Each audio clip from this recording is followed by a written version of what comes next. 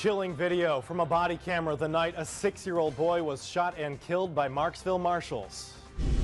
The Lafayette School Board hears rezoning revisions. I'm Brianna Malloy on the changes you can expect. And creepy clowns sightings in Acadiana, the warning from police and the plea from professional clowns right now on TV3. Live from the KATC TV3 studios, this is Acadiana's News Channel at 10. It was the night 6-year-old Jeremy Martis was shot and killed by Marksville marshals. And now body camera video from that night giving us new insight about what happened. Good evening, everyone. That video is public record tonight after a judge ordered it to be released today in court. It's 13 minutes long, very graphic, and a warning. Some of what you're about to see may be hard to watch. Valerie Poncetti takes us through the video in tonight's top story. The video from a Marksville police sergeant's body cam captures the moments when 4 officers arrived at the scene. The first 27 seconds are silent, then the audio kicks in. At one point, you can see Chris Few with his hands up as shots continue. Shots fired, MLK and pencil, shots fired. 3 minutes in, Norris Greenhouse Jr. and Derek Stafford are shown in the video. Then, 8 minutes after the shooting, Stafford asks about the condition of the people in the car. Say it again. Is he hit at all? Yeah. I never saw a kid in the car. Yeah, he's the kid is. Never saw a kid, bro. I was telling him to stop. Give him the hands. For a moment, officers think Jeremy Martis may still be alive. You don't want to maybe pull that juvenile out and see if he. Bro, I hate to touch anything. I know till Caden gets this, man. I hate to. The only reason I'm doing him because he's the driving suspect. The pulse. Still working on it? He's got one? It's this faint. But 10 minutes into the video, when the ambulance arrives, You advise the juvenile deceased. just a few minutes after Chris Few is taken to the hospital, the officer wearing the body cam goes back into his patrol car and the video stops abruptly. Valerie Poncetti, KATC TV3. When the case does go to trial, previous allegations against the marshals will be admissible in court. Derek Stafford has 6 pending civil lawsuits against him. He's accused of tasing 2 people while they were handcuffed and breaking a teenage girl's arm while stopping a fight on a bus. And both marshals are also named in a lawsuit involving the assault of a 14-year-old boy. Here's Rob's 24-hour forecast. Temperatures in the upper 70s at this hour in Lafayette, but surrounding spots off to the north already upper 60s. 69 in Opelousas, 6 Dale, so feeling very good, especially northern portions of Acadiana, where temperatures will get down close to 60 for Lafayette and farther southward, low to mid 60s. We'll say 66 a low in Lafayette. Tomorrow, gorgeous day, lots of sunshine, breezy conditions, a beautiful day with highs in the low to mid 80s. Even cooler tomorrow night. We'll talk more about that, plus a full update on the tropics coming up in just a bit. All right, Rob, thanks. Well, tonight the Lafayette Parish School Board discussed revisions to school zones that are set to take effect next year. And some parents showed up to voice their concerns. 3 is on the street tonight. I'm Brianna Malloy live at the school board office. And Brianna, what are the parents concerned about? Well, Marcel, some of the parents who spoke tonight want to make sure that their children stay at their current school.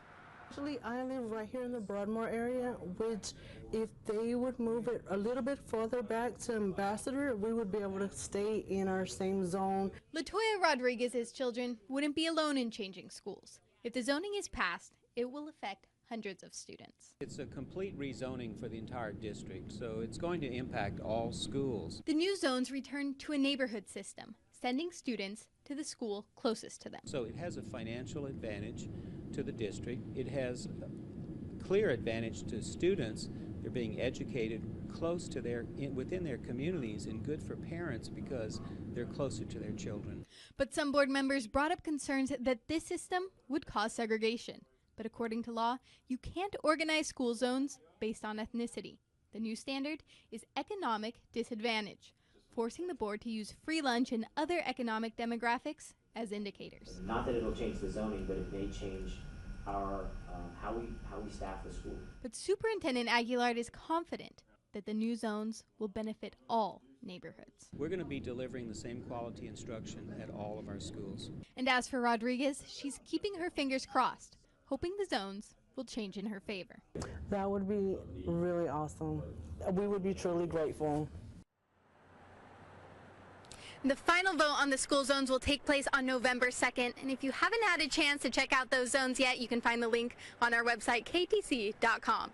3's on the Street, live in Lafayette, Brianna Malloy, KTC TV3. Paris by Paris News starts off tonight in St. Mary, where sightings of people wearing creepy clown masks are putting police on alert. Morgan City Police are now investigating an anonymous tip of a clown seen walking around a business. In St. James Parish, deputies released pictures of clowns seen in a grocery store. Now, although they didn't do anything, deputies say they want to speak to the people behind those masks. Professional clowns aren't laughing, however, and worry the impact that the scares will have on their business. By the way, it's illegal to wear a mask in public except on Halloween and during Mardi Gras.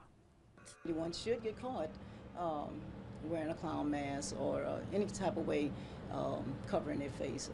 The possibility they could be subject to arrest. The time is less than 6 months or up to 5 years in jail. Meanwhile, deputies in St. Martin Parish are investigating what they're calling a suspicious death in Butte-LaRose. The scene along the Atchafalaya River Highway. Deputies responded to a welfare call and found 68-year-old Richard Hansen dead inside a home. They say he was last seen alive Saturday. No word on the cause of death. For embattled Lafayette City Marshal Brian Pope, another defeat in court.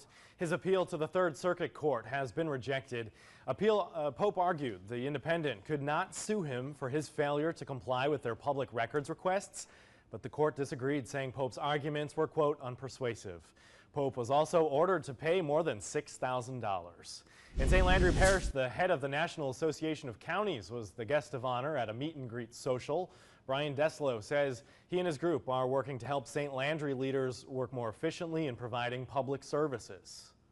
There's an unlimited amount of need and a very limited amount of resources. So we're fighting every day to make sure we can deliver the resources, deliver the programs and the products that we're expected to with a limited amount of tax funds that we have to spend. In state news tonight, police say the West Baton Rouge Parish deputy killed in a murder-suicide exchanged gunfire with the alleged suspect.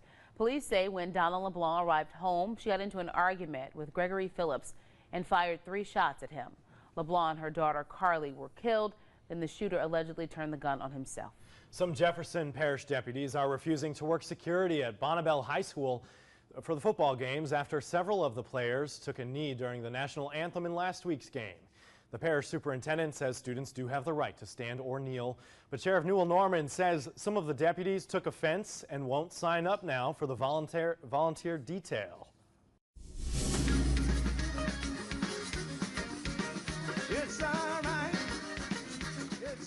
And funeral services have been finalized for Zydeco legend Stanley Buckwheat Durrell Jr., leader of the band Buckwheat Zydeco. Services are set for 11 o'clock Monday at Immaculate Heart of Mary Church on Surrey Street in Lafayette. The Zydeco musician died over the weekend after a long battle with lung cancer. He was 68 years old. And coming up, Samsung in hot water. First, smartphones. Now reports of another product exploding. The new concern at 10:20. But first, Rob's full forecast. It's coming up next right here on a